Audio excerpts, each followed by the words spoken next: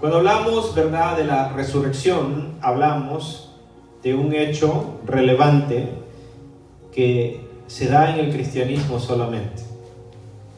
Todas las demás religiones que existen en el mundo no pueden decir que su Dios está vivo, porque el verbo hecho carne, el verbo de Dios, la palabra de Dios que se encarnó y vino y habitó entre los seres humanos, hablaba la Escritura previamente de que tenía que cumplirse todo lo que estaba escrito de él.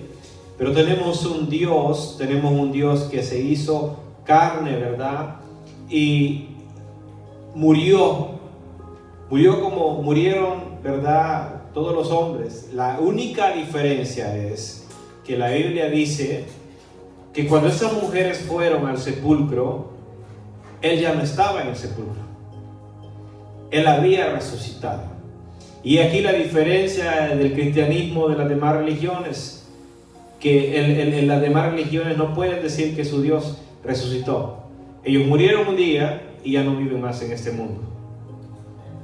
Pero tenemos y nos gozamos, ¿verdad?, porque tenemos un Dios que venció a la muerte, que fue a la tumba, ¿verdad?, y descendió al Seol, pero no se quedó ahí.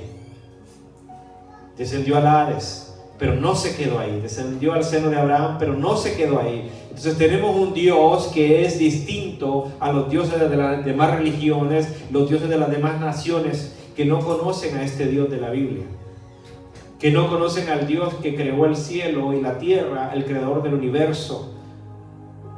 Este Dios que es distinto. En este tiempo, ¿verdad?, cuando todas las iglesias se predica acerca de la resurrección y, ¿verdad?, por debido a los días que se están celebrando, ¿verdad?, en la tradición, pero a ciencia cierta, ¿verdad?, algunos dan diferentes fechas. El punto aquí no es la fecha cuando Jesús murió y resucitó. Aquí el punto es el hecho mismo de que Él hizo eso. Eso es lo que importa. En el cristianismo, el simbolismo que tuvo eso, el poder que causó eso, es que a él no lo pudo retener la muerte, que a él no lo pudo detener la muerte. Es decir, él dijo en cierta ocasión: mi vida la pongo yo mismo, nadie me la arrebata. Imagínense qué clase de Dios usted tiene, qué clase de Dios nosotros tenemos, ¿verdad?, al que nos acercamos, al que le clamamos, al que le pedimos, que es un Dios que nada lo toma por sorpresa, ningún detalle de su vida lo toma por sorpresa a él, ningún acontecimiento que le ha sucedido a usted lo ha tomado por sorpresa. Todas las cosas están desnudas delante de nuestro Dios, todo lo sabe, todo lo entiende, todo lo conoce. Fíjese que Jesús se la pasó en su ministerio terrenal hablando de las veces, ¿verdad?, que Él le tocó enseñar a los discípulos. Él les hablaba en muchas ocasiones, en muchos evangelios, que Él tenía que morir y resucitar al tercer día.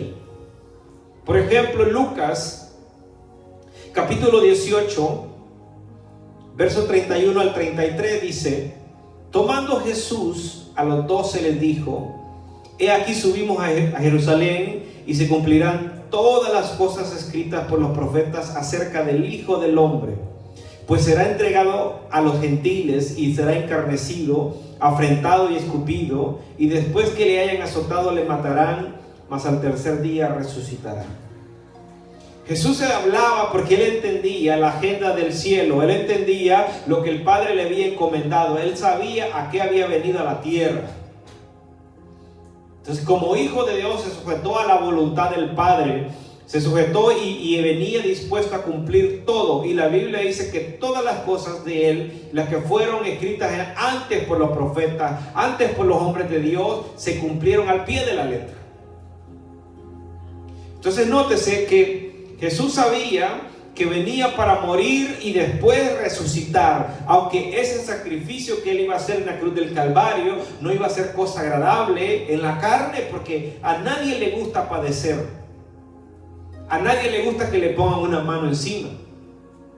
Pero sin embargo él se entregó, y Él habla y Él dice que va a ser entregado en manos de los gentiles. Evidentemente los gentiles eran los romanos, que iban a echar mano de Él y lo iban a crucificar. El tema de este día es: ¿qué hemos hecho con la resurrección? Porque la resurrección de Jesús tiene muchas implicaciones en la vida del cristiano, en la vida del creyente. Lo que Él logró al vencer en la cruz del Calvario, porque por ahí hay gente que todavía dice, oh, es que posiblemente Él tuvo un amorío con alguna mujer. Déjenme decirle que la Biblia no enseña eso, ni lo insinúa. Porque la Biblia dice que al que no conoció pecado, fue tentado en todo, pero sin pecado. Entonces, ¿cómo Él se iba a meter con la creación de Él? El primer Adán falló, por eso lo vemos, ¿verdad? Al primer Adán que se le da autoridad y Él le pone nombre a todos los animales en el aire, en la tierra y en los mares. Tenía tal autoridad que Él les puso nombre y hasta la fecha así se le llama a los animales, sean terrestres, sean aves o sean animales del mar. El punto es que tenía tal autoridad Adán y la perdió cuando cayó en pecado. Por eso cuando Jesús les dice a los discípulos, vamos al otro lado, lo que Él les está demostrando es, yo soy el que tengo el control aún del mar y de los vientos, de las tempestades. Es decir, la autoridad que Adán tenía, ahora la tengo yo. Demostrándoles a ellos, ¿verdad? Porque Él les recalca y les dice, ¿por qué dudaste, hombres de poca fe? Si yo fui que se lo dije. Es decir, el primer Adán falló, pero yo no fallo. En mí puede descansar. Porque la Biblia dice que iba durmiendo. Él estaba descansando cuando los otros estaban pensando en los problemas. Se nos está inundando la barca. Es decir, Dios no duerme. Dios no duerme en el sentido de que tiene las cosas bajo control. Él tiene todo bajo control. Ahora, físicamente estaba durmiendo, porque tenía un cuerpo humano y se agotaba y le daba sueño. Pero las cosas estaban en control. Cuando Él soltó la palabra, eso era suficiente. Vamos a ir al otro lado. Se levantó la tormenta, se levantó el problema, no importa. Jesús está en tu vida, Jesús está contigo. Tú le clamas a Jesús, tú le clamas al Padre en el nombre de Jesús y las cosas suceden, las cosas empiezan a cambiar a nuestro favor, se hace grande bonanza. Pero muchas veces nos agobiamos porque no hemos conocido al Dios que nosotros le servimos. Y sabe que conocerlo implica que conozcamos qué significa la resurrección en nuestras vidas. ¿Por qué la Biblia es tan enfática en dejarnos saber que Él hablaba cada rato con los discípulos y decía, al tercer día voy a resucitar? Y fíjense que no hay peor problema que uno invierta tiempo en una persona y la persona no capte lo que uno le dice. Consejos buenos que uno le da a las personas y las personas hacen lo contrario a veces. Y esto te lo digo porque Jesús les hablaba a ellos y al final del día muchos de ellos no creyeron que Él iba a resucitar. Es decir, que ni aún estando Dios con ellos ahí, era el 100% hombre y era 100% Dios. Pero aún el mismo Dios hablándoles, no lo creyeron. Imagínense si yo le doy un consejo a alguien que soy un hombre mortal, que estoy sujeto a fallar.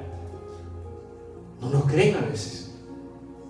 No nos toman en serio, no nos toman en cuenta. Entonces, mire, dice en Juan 11:25, dice que Jesús le dijo, yo soy la resurrección y la vida, el que cree en mí, aunque esté muerto, vivirá. Esto viene de la prerrogativa de que Marta está diciendo, yo sé, Señor, que en la resurrección Lázaro va a resucitar. Pero Él no estaba hablando de eso. Él está hablando de que Él es la resurrección y la vida. Él es el que tenía, ¿verdad?, que morir como hombre, porque la paga del pecado es la muerte. Y como a Él le cargaron todos los pecados del mundo, Él tenía que morir. Entonces, y aún ahora que se encuentra, tiene este encuentro con Marta, que está llorando, ¿verdad? Y está ahí pidiéndole, ¿por qué no viniste antes? Mira, la práctica que ellos desarrollan ahí. Y entonces Jesús le dice, yo soy la resurrección y la vida. El que cree en mí, aunque esté muerto, vivirá. Es decir, la solidez que existe en el cristianismo, que todo aquel que habita en él, todo aquel que camina con él, todo aquel que le sirve y un día lo alcanza la muerte, estará con él en la eternidad. Él dice: yo soy la resurrección y la vida, y el que cree en mí, aunque esté muerto, vivirá. Es decir, un día Él va a volver con todos los santos y verdad, y va a llamar al cuerpo y lo va a unir con el Espíritu, y va a tener un cuerpo glorificado como el que a Él le dieron, como el que Él tuvo, porque el cuerpo glorificado puede comer, puede materializarse, pero también puede traspasar paredes. Entonces mire, lo que sucede aquí es que Jesús sabía todo y Él está hablando con Marta y verdad, evidentemente Él más adelante Él resucita a Lázaro, porque Él está diciendo a Marta, verdad, yo tengo el poder para levantarlo, pero es que ya está podrido, ya huele mal, pero eso no importa. Eso nos habla a nosotros de que una persona puede venir en la peor condición, hablando de una enfermedad o hablando del pecado que lo ha destrozado, que lo ha hecho pedazos. No importa cómo la persona venga, nuestro Dios es capaz de levantarlo, nuestro Dios es capaz de darle vida. Cuando otros no daban nada por esa persona, nuestro Dios es capaz de hacer cosas grandes en la vida de las personas, levantarlo, sentarlo con los príncipes de la ciudad, sentarlo con hombres importantes, sentarlo y llevarlo delante de gente poderosa, porque Él es el que levanta, Él es el que levanta del muladar y del polvo al menesteroso.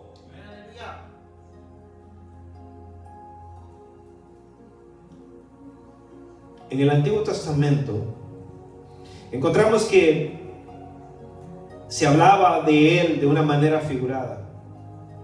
Por ejemplo, en Levítico capítulo 23, verso 9 al 11 dice: y habló Jehová a Moisés diciendo: habla a los hijos de Israel y diles: cuando hayáis entrado en la tierra que yo os doy, y seguís su mies, traeréis al sacerdote una gavilla por primicia de los primeros frutos de vuestra siega, y el sacerdote mecerá la gavilla delante de Jehová para que seáis aceptos. En el día siguiente del día de reposo la mecerá.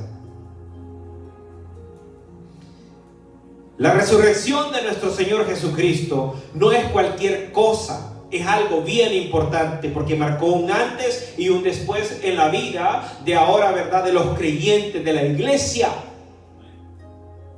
Porque el sacerdote lo que hacía era, verdad, tomar la gavilla, los primeros frutos que le llevaba al pueblo, y tomaba esa gavilla y la mecía de arriba hacia abajo con la intención de dar a entender que Dios era el que proveía de arriba hacia abajo y los prosperaba. Eso eran las primicias, ese es el llamado, la fiesta de las primicias, cuando, verdad, después del sacrificio pascual, que era el día, verdad, cuando sacrificaban el cordero, verdad, entonces Jesús cumplió con eso, porque Él murió en la hora que sacrificaban el cordero. Y aquí Levítico nos está dando luz, nos está diciendo que el día después del día de reposo era cuando se mecía la gavilla, cuando se hacía ese acto que representaba, simbolizaba a nuestro Señor Jesucristo. Y lo hacía, verdad, temprano por la mañana lo hacía para ofrecer esa gavilla, la mecía delante de Dios, para dar a entender: Dios nos ha prosperado, Dios nos ha bendecido, ha dado provisión. Dios ha prosperado nuestro campo, ha prosperado nuestra sementera. Él es el que ha proveído todos estos frutos. El punto estaba ahí, la enseñanza estaba ahí. Entonces Jesús, bien curioso, porque no curioso, ¿verdad? Sino que era un cumplimiento exacto de las cosas como tenían que suceder. Porque la orden de Dios en Levíticos es el día después del día de reposo. ¿Cuál es el día de reposo? El sábado. ¿Y cuál es el día después? El domingo. Era el domingo que tenía que mecerse la gavilla. El sacerdote mecía la gavilla para presentarla delante de Jehová.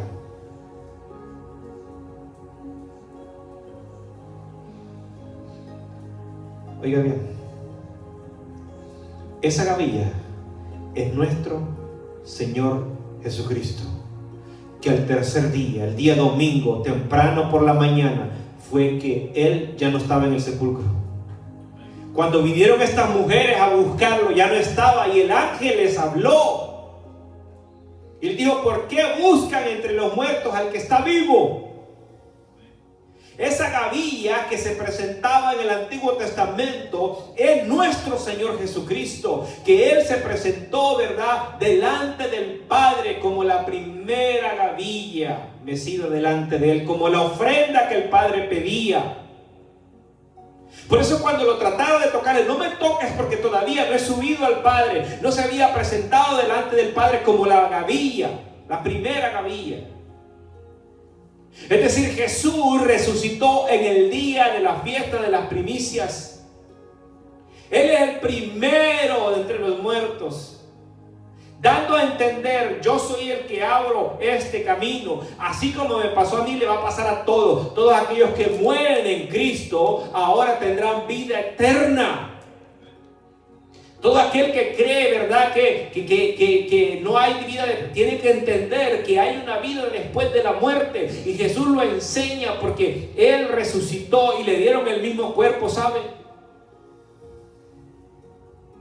Eso nos dice a nosotros que cuando Él resucita, no tiene un cuerpo distinto, es el mismo, nada más que tenía las cicatrices, las marcas de los clavos de su costado.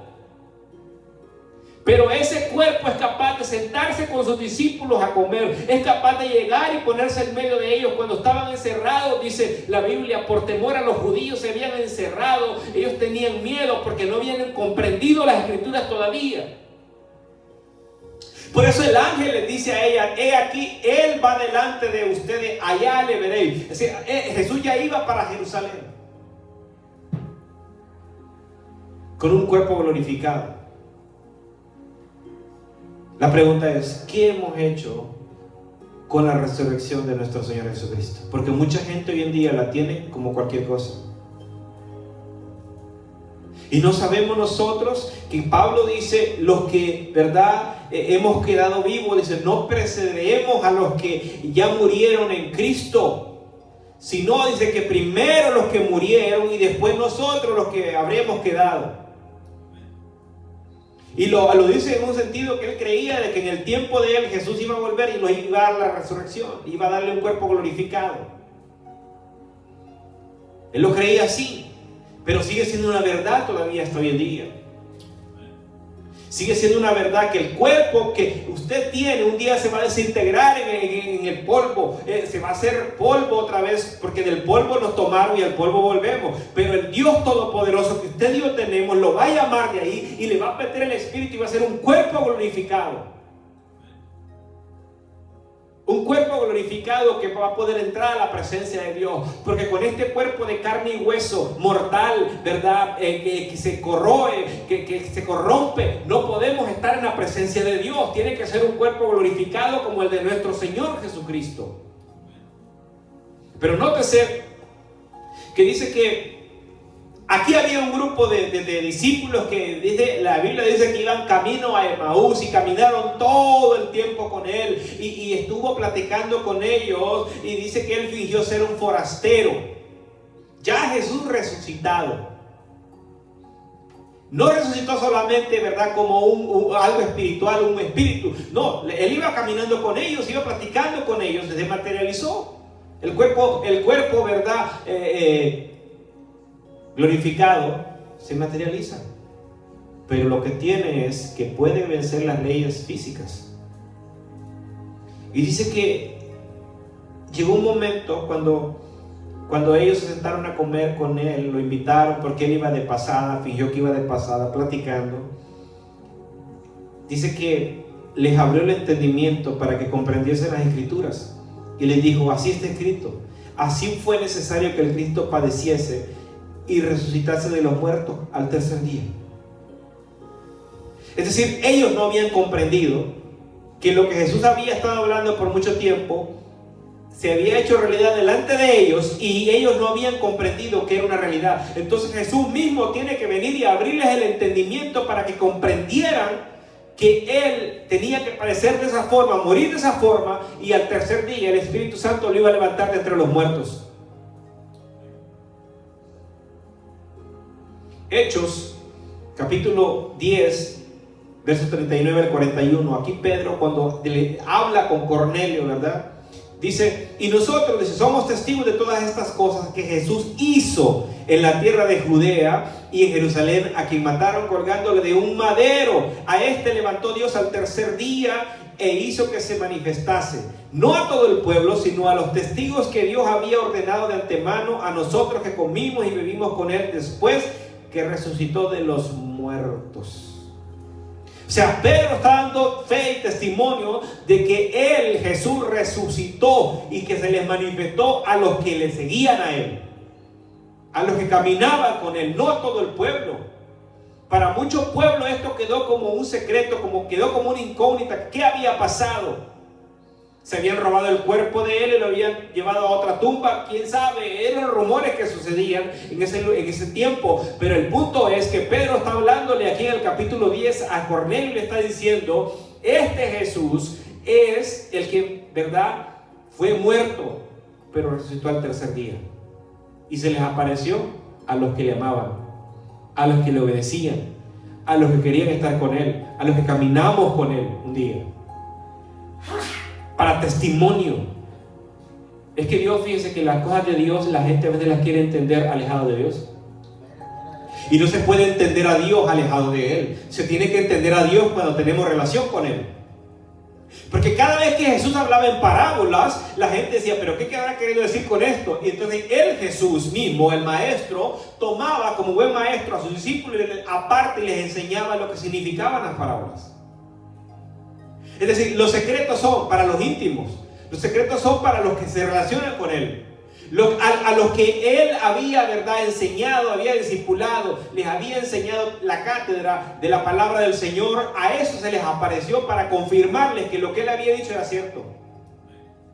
Porque no hay peor cosa que un maestro nos diga una cosa y no la viva. Entonces este maestro es diferente a los demás de Jerusalén en ese entonces, porque este maestro hablaba algo y se cumplía. Y lo sigue haciendo hasta la fecha. Todo lo que él le habla a usted lo cumple. No miente. Él es suficiente. Cuando él dice algo, es suficiente lo que él dice, porque se va a cumplir. Pase lo que pase, truene, relampaguee, llueve, salga el sol o no salga, haya nubes o no haya nubes, hayan vientos o no hayan vientos, se va a cumplir. Porque tenemos un Dios que sostiene todas las cosas. Porque la Biblia dice que por él y para él fueron creadas todas las cosas. Él sostiene todas las cosas por el poder de su palabra. Por eso cuando el centurión le dijo, mira, tengo este problema, así, y el centurión solo dejó el caballo y le dijo, está hecho. Entonces dijo él, bueno, yo lo creo, me voy, y se fue. Entonces, ¿por qué? Porque hay gente que sabe quién es Dios. La pregunta es, ¿qué hemos hecho con la resurrección? El poder que hay en la resurrección. El entender qué significa la resurrección en nuestra vida. El entender lo que Jesús se ganó al ser resucitado. Hebreos capítulo 4 dice que el que llenó, el que subió, dice, de las partes más profundas de la tierra, subió para llenarlo todo. Hebreos capítulo 4, Efesios capítulo 4 dice eso, que subió para llenarlo todo y dio dones a los hombres. O sea, no, la resurrección no solamente era, pero está vivo, no, le dio dones a la iglesia. La capacitó para que la iglesia se mantenga saludable, vigorosa. Pero hoy en día uno mira a mucha gente que lo que necesita es ministración porque están todos enfermos dentro de una iglesia. Y no solo hablo de la enfermedad física en el cuerpo, sino en el alma. Hay mucha gente que no entiende que hay heridas emocionales, que hay cosas espirituales que hay que solucionar, pero la gente dice, no, la palabra es suficiente. Pero la Biblia dice que Dios ha dado dones para que revele cuál es el problema. Él dio dones a los hombres. Allí aparecen los dones del ministerio, que son, ¿verdad?, apóstoles, profetas, evangelistas, pastores y maestros. O sea, implica mucho la resurrección de Jesús. Implica que la muerte no lo pudo detener. Implica lo que Él le dijo a Pedro: Pedro, tú eres Pedro, y sobre esta roca edificaré mi iglesia, y las puertas del Hades no prevalecerán contra ella. Hasta ese momento, incluyendo a Adán y Eva, la muerte los venció. Pero tenemos un Dios a quien no lo puede detener la muerte. Tenemos un Dios a quien la muerte le obedece. Es decir, a Él no le preocupa nada de lo que pueda pasar, ¿verdad?, en nuestras vidas. Cuando Él dice: voy a hacer esto contigo, Él lo hace. Yo siempre digo esto: ninguna aseguranza aquí en la tierra nos puede garantizar que vamos a llegar 10 años más adelante con vida. Pero si Dios nos dice: voy a hacer esto contigo, significa que tenemos garantizada la vida. Siempre y cuando permanezcamos en Él y no lo abandonemos. Porque hay gente que quiere que Dios lo use andando en pecado. Hay gente que quiere que Dios lo use estando lejos de Él. Hay gente que quiere que Dios lo use haciendo la voluntad de ellos, no la de Dios. Hay gente que quiere que Dios abra las ventanas de los cielos y ellos son unos amarrados. Y me daba risa el otro día porque, bueno, ayer estábamos en un mandado y el Señor, yo no soy quien para juzgar a nadie, pero yo miro a una persona y yo dije: se ve que bien tremendo es. Yo lo miré y quizás podríamos decirlo, escaneé espiritualmente. Quizás no es que es así, ¿verdad? Pero yo discerní a la persona y me dijo: ¿no me das para comprarme una comida? No. Pero Dios manda que le ayudes a la gente. Me empezó a gritarme locuras. Y mi suegra estaba ahí. Y le dije: ve, ¿cómo le voy a dar si me está maltratando? A veces creemos que las cosas se consiguen por las malas.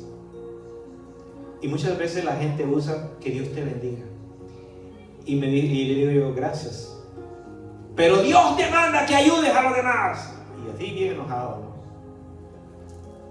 Y mi suegra estaba riendo. Y le digo yo: nadie en su sano juicio va a ayudar a alguien que le está gritando. ¿Qué le costaba nomás decirme que Dios te bendiga, gracias? Tal vez en la próxima me ayude, ¿no?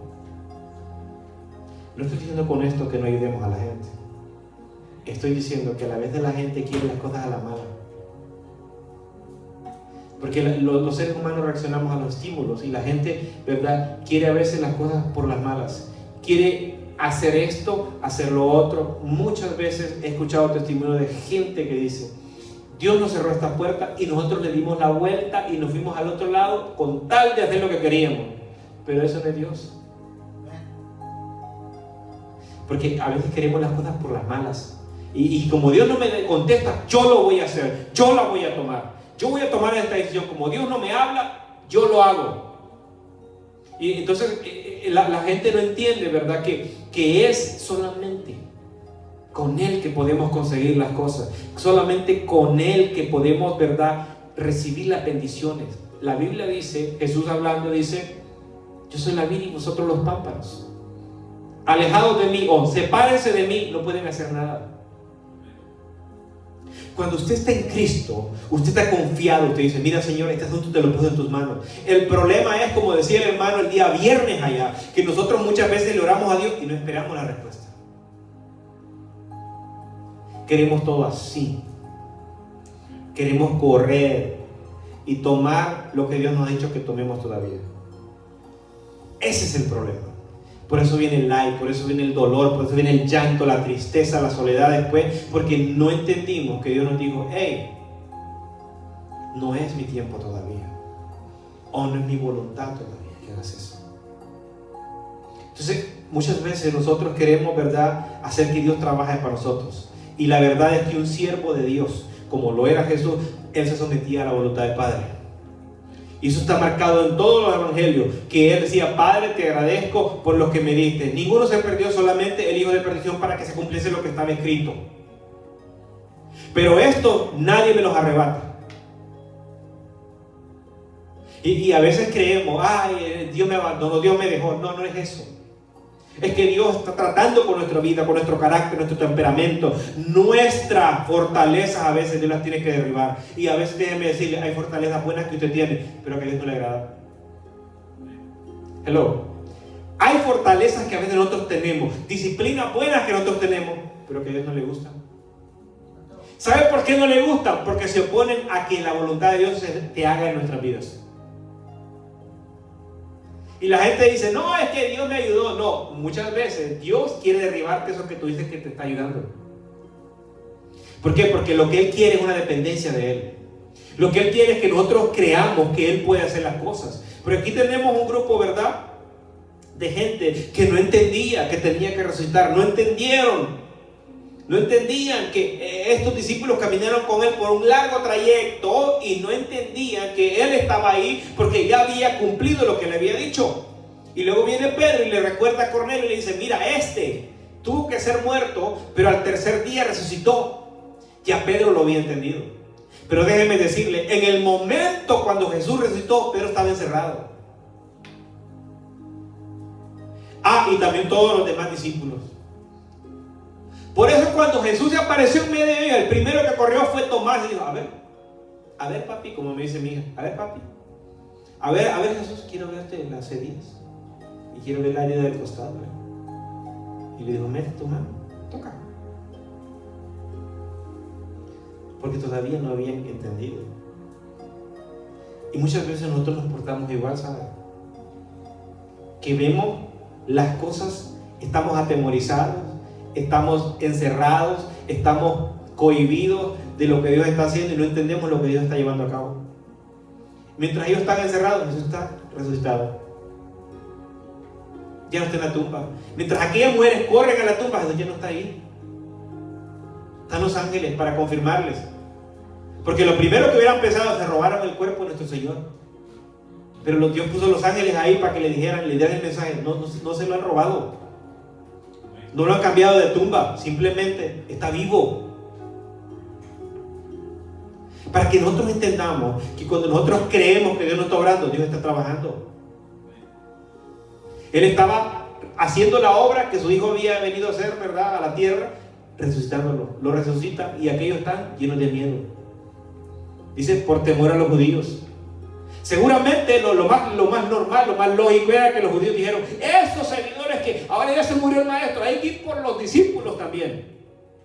Y ellos, miren, escondiditos, con el corazoncito que les latía a 1000 por hora. Y como Jesús no tiene problema, ¿verdad?, con un cuerpo glorificado, se les puso en medio de ellos. Pero la primera vez dice que Tomás no estaba. Y Tomás había salido ahí de escondida, disfrazado de seguro, ¿no?, para que no lo vieran que era uno de los discípulos. Entre el pueblo que comprar algo de seguro. Y Jesús llegó y se presentó y no lo vio. Pero cuando Jesús volvió la siguiente semana, entonces corrió y dijo: a ver, si es cierto. Esto me contaron que tú has venido y que estaba vivo. Quiero ver si es cierto. No estamos muy lejos de Tomás. Porque muchas veces le decimos a Dios: a ver, Señor, si no haces esto, yo no me muevo. Si yo no veo que esta puerta se abre, yo no voy a creer. Si tú no levantas a esta persona, yo no voy a creer. Mucha gente prueba a Dios. Pero como estos tenían intimidad con Él, eran sus íntimos de Él. Jesús le dice: mira, toca. Pero le dice algo: más bienaventurados son aquellos que van a venir y van a creer y sin verme a mí. Ese es más bienaventurado. Aquellas mujeres le decían cuando: bienaventurados los pechos que te dieron de comer. Y Jesús también les dijo lo mismo: bienaventurados son aquellos que hacen la voluntad de mi Padre. Esa es la mejor bienaventuranza. Entonces, miren, ¿qué significaba su muerte? Pablo toca el tema en su primera carta y dice en el capítulo 15, verso 20, dice: mas ahora, dice, Cristo ha resucitado de los muertos, primicia de los que durmieron es hecho. Es decir, de los que murieron. El primero que resucitó. Es decir, el significado que había, ¿verdad?, que presentaba la gavilla, el sacerdote. Jesús es el primero que se levantó de entre los muertos. Se levantó después de vencer, ¿qué? La muerte. Y Pablo dice, Él es el primerito. Así como Él, o sea, Pablo, en su teología que él manejaba, era muy conocedor de la Escritura. Era un hombre profundo en la Escritura. Era un maestro de la Escritura, porque había sido educado a los pies de Gamaliel en el concilio. Ahí, ¿verdad? Con los ¿cómo le llaman? ¿Cómo le llaman a eso? Al Sanedrín. Entonces, ¿qué sucede? Que aquí tenemos a un hombre que está diciendo, Cristo es la primicia de los que durmieron un día. Es decir, él está diciendo, si Cristo resucitó, yo también voy a resucitar.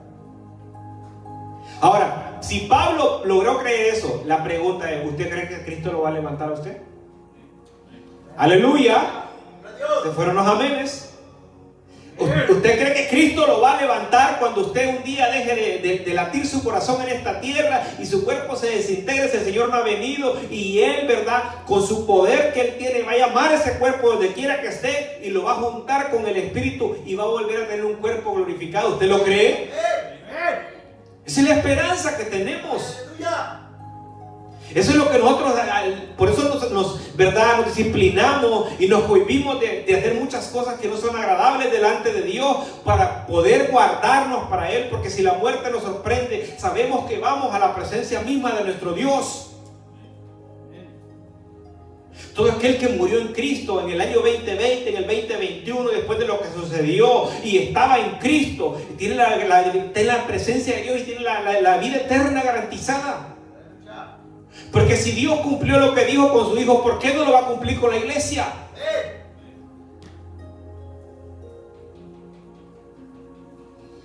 Entonces, es un significado de que Jesús era la primera gavilla que se levantaba temprano por la mañana. El sacerdote le ofrecía a Dios. Entonces, ¿qué es lo que sucedió con Cristo? Tempranito por la mañana. Y le vinieron a buscar al sepulcro y ya no estaba. La primera gavilla ya había sido mecida. Tenía que ser mecida delante del Padre, porque cuando María lo quiso tocar, dijo, no me toques, porque todavía no me he presentado delante del Padre. Como la gavilla mecida que hacía el sacerdote. Todo tiene una implicación. Jesús no vino a hacer las cosas así a la isla. Murió en el día, ¿verdad?, que sacrificaba la Pascua, el Cordero. A la hora que sacrificaba el Cordero, a esa hora Él murió. Y resucitó en el día de las primicias, en la fiesta de las primicias, porque Él es la primicia. Entonces, si Él es tan, ¿verdad?, certero en lo que hizo, en el cumplimiento de su, si el Padre lo hizo, ¿verdad?, en el cumplimiento de su, ¿por qué no lo va a hacer en usted? ¿Por qué nos cuesta creerle a Dios? Yo comentaba eso con mi esposa ayer. ¿Por qué los seres humanos nos volvemos tan complicados? Le digo. Y a veces es tan fácil decir, Señor, mira, yo ya hice lo que está en mis manos, ahora tú haz lo que tienes que hacer. Así de fácil es. Me dijo en una ocasión una persona, y no estoy vanagloriándome ni nada de eso, le estoy diciendo lo que esa persona me dijo. ¿Por qué te veo tan tranquilo y el problema es que estás metido? Y le dije yo, porque yo ya hice lo que tengo que hacer y yo le toca hacer lo que tiene que hacer Él. Estar deprimido no me va a ayudar en nada. Estar llorando no me va a ayudar en nada. Mejor me alegro y espero en Él, porque Él no me va a dejar avergonzado. Porque si el Padre no dejó avergonzado a Jesús, ¿por qué lo va a dejar a usted? ¿Usted entiende lo que significa la resurrección? Que nos ha dado todas las cosas en Él. Pero la gente se siente derrotada. Un cristiano que toda la vida llega a la iglesia con una mente, con una boca que habla cosas solamente derrotas, entonces hay que examinar qué es lo que está pasando en ese corazón. Porque si usted tiene un Dios que puede resucitar a los muertos, ¿por qué tenemos que estar preocupados? ¿Por qué tenemos que estar angustiados? Un Dios que puede, ¿verdad?, vencer las leyes de la física, no tiene problemas con Él, porque Él las creó. Nosotros los hombres nos sujetamos a las leyes de la física, pero Dios las creó y Dios las puede violar cuantas veces que Él quiera. Por eso uno de los temas más prohibidos en la Biblia era la macromancia, ¿no? En el Antiguo Testamento, porque Dios no quería que tuvieran contacto con los muertos. Porque cuando Él quiere traer a alguien, Él lo hizo como trajo a Moisés y trajo a Elías y se lo presentó a Jesús. Y hablaban, dice, de lo que le iba a pasar a Jesús. Ese era el tema del que estaban tocando ese día. Entonces Pedro dijo, hay que hacerle unas enramadas. ¿Qué te parece unas enramadas? Y cuando vio ya no había nadie, ya no estaban los demás. Entonces él estaba, ¿verdad?, creyendo que ellos se iban a quedar con ellos. Pero el problema es cuando el hombre hace las cosas. Usted mira a Felipe, dice que el Señor lo tomó de donde estaba y lo puso en otra ciudad. Eso es pensar en las leyes de la física. Eso es romperlas. ¿Cómo la materia se puede transportar a otro lado? Le pregunto. Porque hoy en día nos sujetamos mucho a la teología, pero no nos sujetamos a lo que verdaderamente la Biblia enseña. Enseñamos tanta teología a veces que no le enseñamos las cosas sobrenaturales que nuestro Dios hace. ¿A poco hasta ese momento era natural que una persona resucitara de los muertos? Después de la gran golpiza que le dieron a nuestro Señor Jesucristo, el gran maltrato que le hicieron, nadie humanamente podía resucitar. Pero tenemos un Dios que hace lo imposible. Cuando el ángel Gabriel se le presenta, ¿verdad?, en el capítulo 2 de Lucas, el ángel Gabriel dice, ¿habrá algo imposible para Dios? Nada es imposible para Dios. Nada. Usted puede llorar y si Dios dice, lo voy a bendecir, lo bendice. Cuando todas las circunstancias están en contra de usted. Y Dios dice, bueno, algunos dicen que no van a hacer nada con él, lo voy a levantar para que vean de que yo sigo levantando. Y que yo avergüenzo la sabiduría de los sabios de este mundo. Hay gente que no entiende cómo Dios trabaja, pero lo que Dios hace no tiene lógica casi nunca. Entonces, ¿qué sucedió? Que aquí Jesús se levanta, ¿verdad?, de entre los muertos y es la primicia. Entonces, eso es algo que no tenía sentido, pero Pablo dice, Él es la primicia. Es decir, les está enseñando, educando a los corintios, ¿verdad? Les está diciendo, hey, si Dios pudo levantarlo a Él, lo va a levantar a ustedes también y a mí. Por eso nosotros, la manera como nosotros crecemos, ¿verdad?, cómo vamos conociendo a Dios, es la manera como lo vivimos. Usted puede tener conocimiento intelectual, pero si ese conocimiento intelectual no lo lleva a la práctica, se queda solamente ahí en intelectualismo, pero no en un Dios que usted practica, un Dios que usted conoce. En la medida que usted se abandona en Dios y le cree a Él, usted va diciendo, si Dios lo hizo ayer, lo puede hacer hoy. Si Dios lo hizo hace un año, lo puede volver a hacer. Si Dios lo hizo hace décadas, lo puede volver a hacer hoy. Pero ¿sabe qué? La iglesia se ha conformado a un mensaje solamente de verdad, bien bonito, bien acomodado, y no miramos lo grande que nuestro Dios es. No miramos que todo se le sujeta a Él, todas las cosas están sujetas a Él, pero nosotros reducimos a Dios a un pensamiento. Reducimos a Dios a una manera de pensar, a una manera de ver las cosas. Y a Dios no se le puede meter en una mente humana. Dios es infinito, en sabiduría, en poder.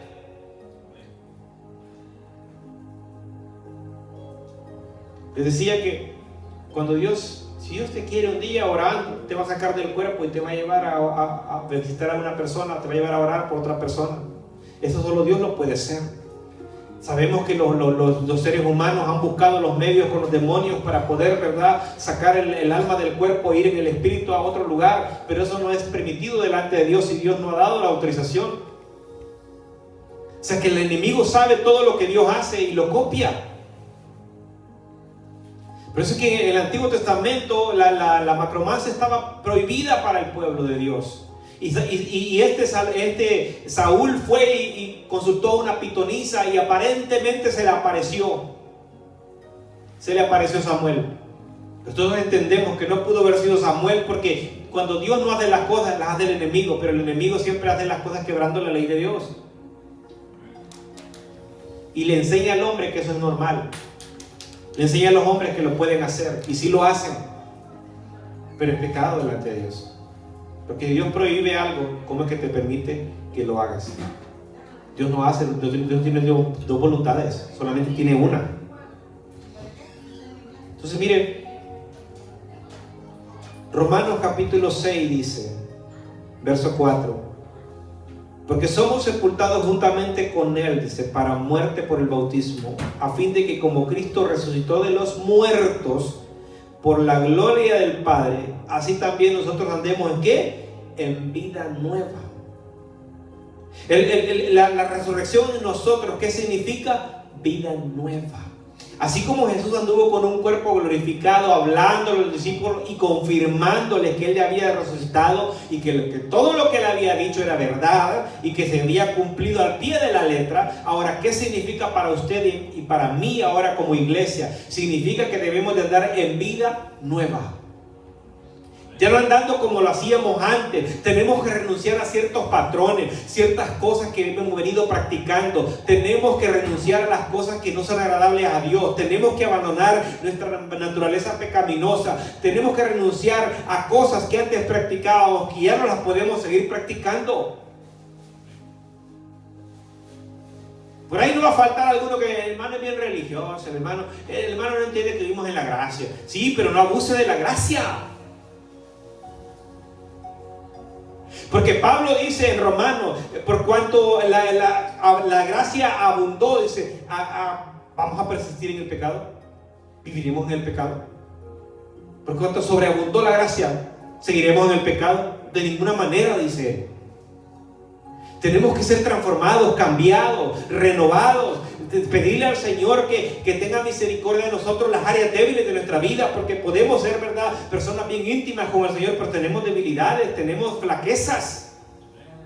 Y tenemos que decirle, Señor, aquí está esta flaqueza, porque lo mejor que puede pasar en nosotros es reconocer que tenemos una flaqueza, porque hay gente que le señala la flaqueza, pero no la ve nunca. No la reconoce. Y delante de Dios nunca se la entrega, porque no quiere reconocer que tiene una debilidad. Y lo cierto es que cuando verdad estamos en el Señor y hemos verdad recibido la resurrección de los muertos, ¿por qué? Porque no literalmente como lo hizo Jesús, sino en un sentido espiritual. Hemos sido sacados de la muerte desde la que estábamos espiritualmente y nos han dado vida ahora, nos resucitó el Señor ahora para que seamos verdad personas espirituales. Para que el ser espiritual se active otra vez, para que el ser espiritual se conecte con Dios otra vez. El problema es que no entendemos a veces que para que acercarnos a Dios tenemos que guardarnos en santidad, pero muchas veces se nos olvida. Vuelvo y lo repito. La Biblia no se equivoca cuando dice, porque apártese de iniquidad todo aquel que invoca al Señor. Porque sin santidad nadie verá al Señor. Entonces, ¿qué significa esto? La gracia nos permite a nosotros recibir la salvación gratis.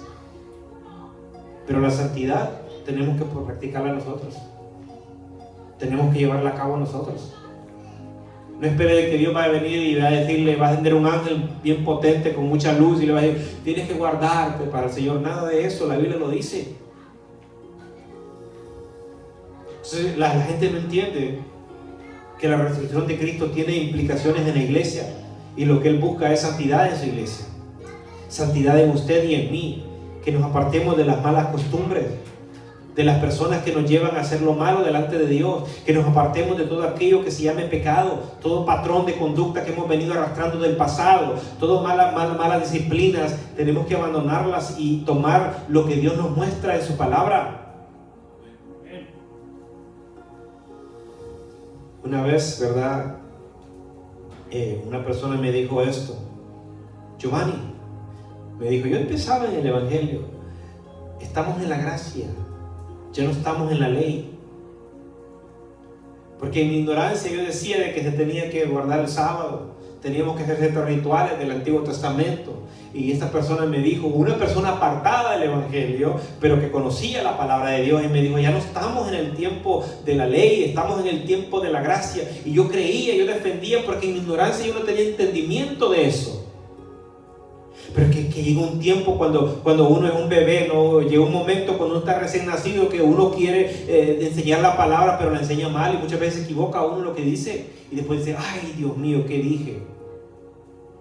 Hasta en una ocasión le dije al pastor donde estábamos antes, allá en la Jerusalén, y le dije: pastor, perdóneme porque dije algo que no tenía que decir. No se preocupe, hermano, todos nos equivocamos cuando estamos empezando. Pero uno quiere pensar, ¿verdad?, que una persona que ya tiene sus añitos en el Evangelio, que tiene que tener una formación en el Señor, que tiene que ser un maestro ya, no esté aquí cometiendo errores todavía. Hermano, ¿y en qué año entró Moisés al arca? No, nada de eso. Metiendo una historia con la otra, ¿no? No, tiene que haber un conocimiento, tiene que haber, ¿verdad?, un conocimiento que nos aparte de todo aquello que sea malo delante de Dios, de todo aquello que nos aleja del Señor. ¿Y sabe qué? A veces creemos que nuestro peor enemigo es el que está al lado de nosotros. Déjeme decirle, si su mente no es renovada, nuestro peor enemigo somos nosotros mismos. Ay, ¿de dónde dice eso la Biblia, hermano? Pablo le dice a Timoteo: cuídate de ti mismo y de lo que enseñas. ¿Sabe por qué le dice eso? Porque a veces nosotros podemos acomodar la palabra a nuestra conveniencia y enseñarla así. Como está pasando hoy en día, nos sacamos textos fuera de contexto para decirle: Dios te quiere bendecir, varón, mujer de Dios, te va a dar esto el Señor. Mira lo que dice la Biblia, y le sacan un versículo de Biblia. Y como la gente dice, como está en la Biblia, es verdad. Pero no es cierto. No se puede sacar un texto fuera de contexto, porque si no, perdemos el sentido. ¿Por qué se dijo eso? ¿Por qué se escribió eso? Por eso es que el que le gusta predicar así, enseñar así, toma ciertos versículos para decir lo que quiere decir. Pero no fue eso lo que dijo el Señor. No fue eso lo que dijo Pablo. No fue eso lo que dijo Pedro. Es lo que dice la Escritura verdaderamente. Entonces, miren, 1 Corintios 5:7 dice: limpiaos pues, dice, de la vieja levadura. ¿Qué hace la levadura en el pan? Lo descompone. Usted mira un bolillo como lo ponen en la bandeja donde hacen el pan antes de hornearlo, chiquitito. Pero como le ponen levadura, a la hora que ellos meten el pan ya está grandote. Lo descompuso. Hay gente que apenas le empieza a usar el Señor a predicar y ya se creen. Y yo soy el hombre del momento, y aquí por allá. Y yo digo siempre lo siguiente, y se lo he dicho a muchos hermanos aquí: si Dios te va a levantar, que te levante Él. No estés buscando propaganda, no estés promocionándote tú solo. Que Dios es especialista, cuando Él te quiere levantar, te levanta. Y hay gente que se hincha, y hay gente que con poquito que va al instituto bíblico ya se creen superiores a los demás. Ustedes no saben nada, hermano. Ustedes no interpretan bien la palabra, hermano. Ustedes no saben, son unos neófitos. Yo les digo algo a ustedes que están estudiando en el instituto bíblico: si ustedes me vienen con una cosa desde un día, yo les voy a decir: hermano, siéntese. Dios no le va a dar conocimiento a usted para que usted pisotee a los demás. Si está entendiendo un poquito la Escritura, lo que le están enseñando ahí, aplíquelo para ayudar a los demás, para hacer la obra del Señor, pero no para sentirse superior, porque la levadura significa hinchado, descompuesto. Ay, que humilde el hermano. ¿Verdad que hay gente que nomás cuando, hermano, un trabajo, hermano, oremos porque necesito un trabajo, y él le da trabajo al Señor y ya. Yo, hermano, yo tengo el mejor carro, teléfono del año. Señor me ha bendecido, hermano. Ya pierden el piso. Nuestro hermano va a recibir una gran bendición económicamente. Su trabajo grande, si el Señor está ahí, se lo van a dar. Yo espero que siga siendo humilde y se acuerde de los pobres también. Cómo platicábamos, cómo tomábamos café, ¿no? Sí, porque la levadura significa eso. Si se mantiene agarrado de Cristo, va a ser el mismo humilde y aún más, porque Cristo era humilde. Y no era que Jesús no tenía dinero, ¿sabe?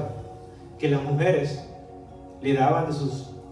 Y había mujeres pudientes que tenían mucho dinero y le daban para su ministerio. Pero eso no se basaba en eso. La gente dice que Jesús era pobre, Jesús no tenía dinero en el tesoro. Lo que pasa es que había un tesorero que le estaba cajeando, ¿no? Tiraba la moneda para arriba, Señor, si cae, si no cae es tuya, pero si cae es mía. Y como caía era de Él siempre.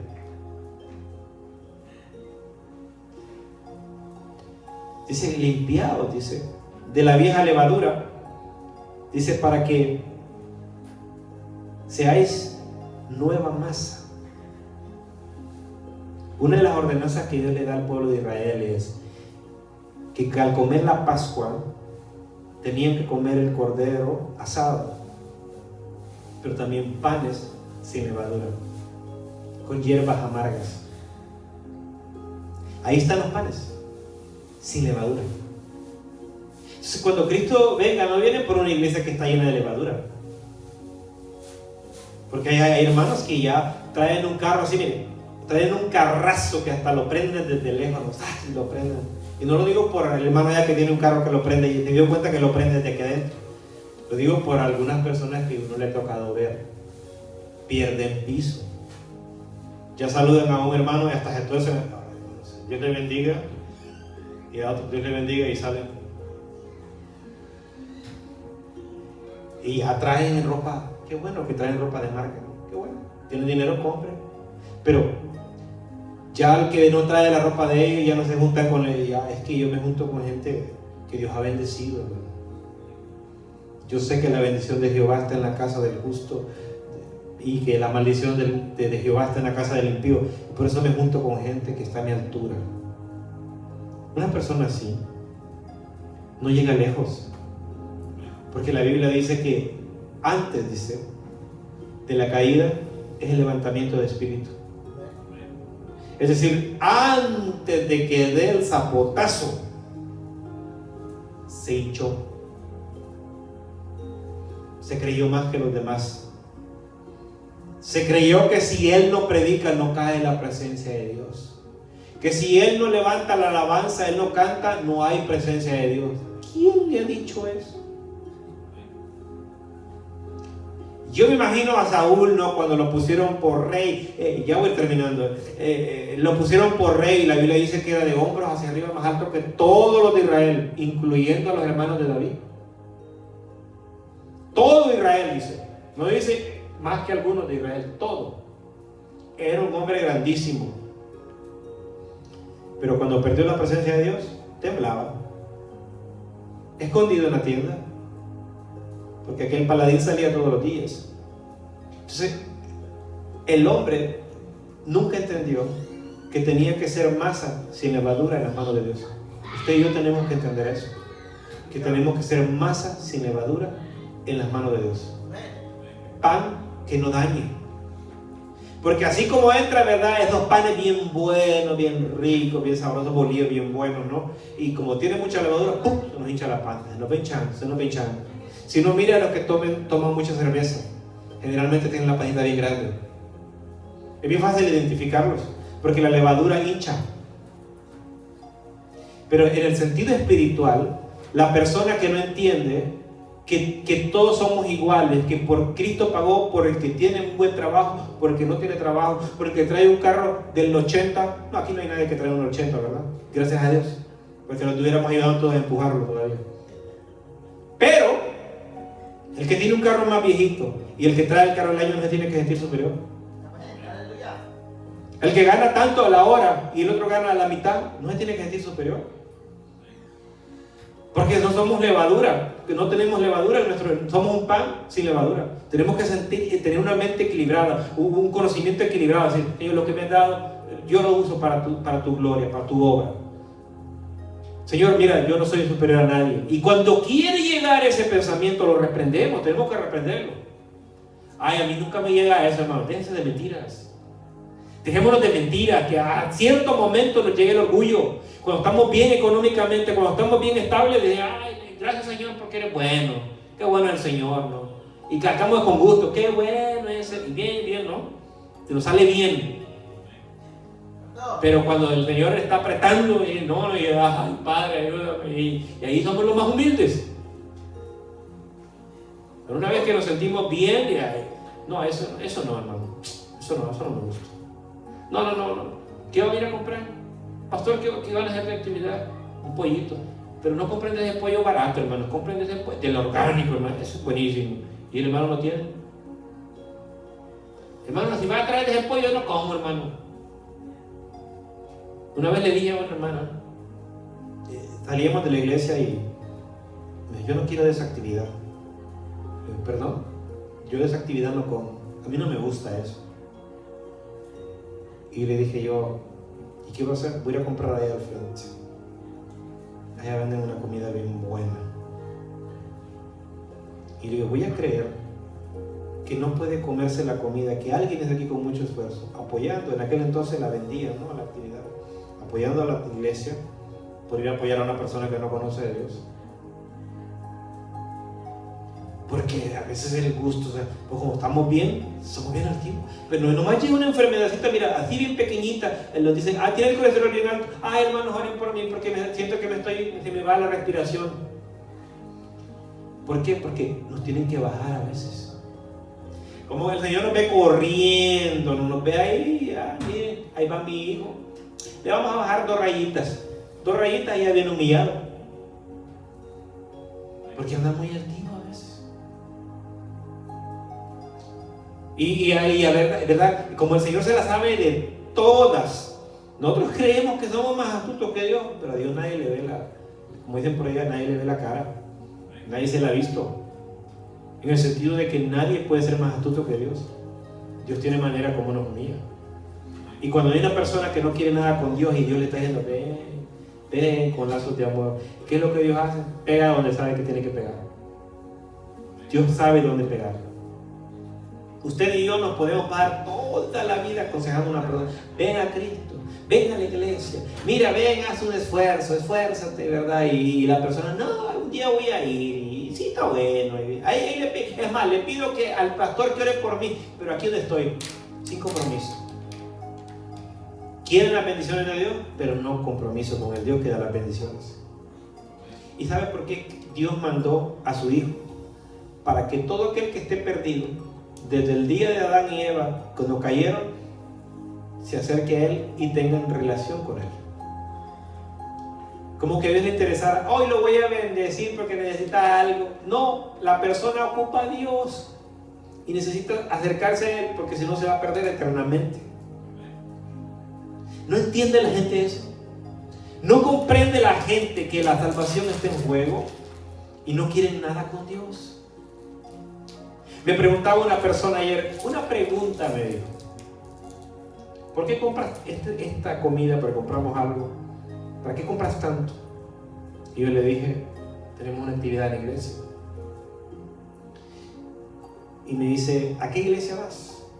Soy cristiano, le dije. Oh, una pregunta más me dijo, ¿por qué ustedes se vuelven cristianos? Y yo le dije, yo estuve con los testigos de Jehová, yo estuve con los gnósticos, y por naturaleza todos nacemos, le digo, por herencia en el catolicismo. Pero cuando probé el cristianismo y tuve un encuentro con Jesús, le digo, todo cambió. Nadie me obligó. Y me dijo, ahí déjelo ya. Prácticamente ya no me sigue hablando. Gracias, le dije, por cuando me entregó lo que me estaba sirviendo, ¿no? Pero yo le dije claro. Porque el tener una relación con Dios no es religiosidad. El religioso dice, voy, ya cumplí, ya fui a la iglesia. Porque eso también hay en la iglesia cristiana, ¿saben? Hay gente que se vuelve dominguera. Hay gente que nomás los domingos se aparece. No entiende que es una relación de los 7 días de la semana, 24/7. Entonces dice que nos limpiemos, dice, para que seáis nueva masa, sin levadura, como sois. Porque nuestra Pascua, que es Cristo, dice, ya fue sacrificada por nosotros. Entonces en el Señor no puede haber gente llena de levadura. Porque el mismo Jesucristo, puesto que, ¿verdad?